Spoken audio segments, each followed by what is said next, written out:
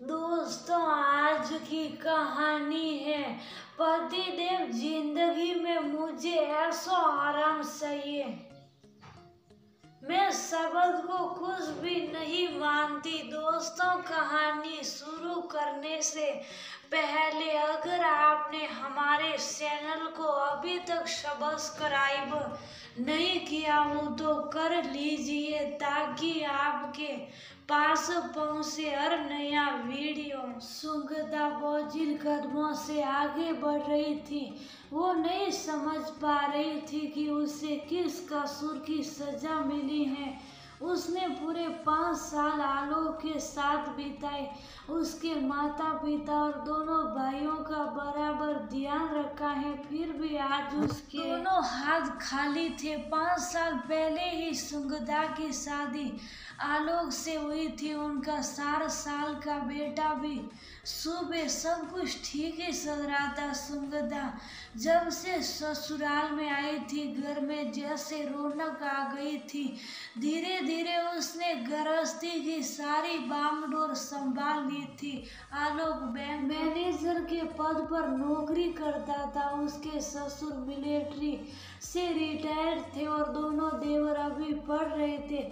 सुगंधा से भी सब बहुत प्यार करते थे। 1 साल में ही शुभ का जन्म हो गया था, लेकिन एक दिन आलोक के कॉलेज की दोस्त रीसा उसके बैंक में टकरा जाती है। उसे कोई लोन पास करना था, इसलिए बार बार बैंक के चक्कर काटने पड़ते थे। ना जाने कब और कैसे दोनों एक दूसरे के करीब आ गए थे। सुगंधा को इस बारे में कुछ भी नहीं पता था। एक दिन उसने घर में रीसा से शादी का ऐलान कर दिया और सुगंधा से माफी मांगते हुए बिना कोई भूमिका बनाए तलाक के लिए कहता है। सुगंधा के पैरों तले जमीन खिसक जाती है।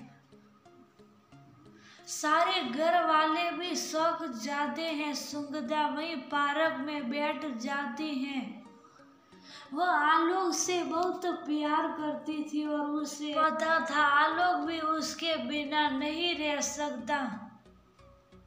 उसे कोई रास्ता नहीं दिखाई दे रहा था। तभी अपने कंधे पर किसी का हाथ का संपर्क पाकर वह मुड़कर देखती है तो उसका सारा परिवार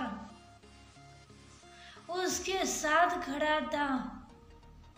तुम अकेली नहीं हो सुगंधा, हम सब तुम्हारे साथ हैं। उसके पास सास ससुर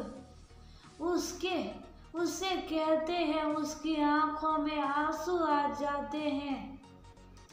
सब लोग घर वापस चले जाते हैं। वहां पहुंचकर आलोक के पापा आलोक से कहते हैं, ठीक है सुगंधा, तुम्हें तलाक देने के लिए तैयार है, लेकिन तुम्हें हर महीने उसके और उसके बच्चे के लिए उसे पैसे देने पड़ेंगे और घर भी मुझे सुगंधा के नाम ही करना पड़ेगा, क्योंकि भविष्य में उसे उसके बच्चे की जिम्मेदारी पूरी करने के लिए सब कुछ चाहिए। हम सब लोग भी उसी के साथ रहेंगे।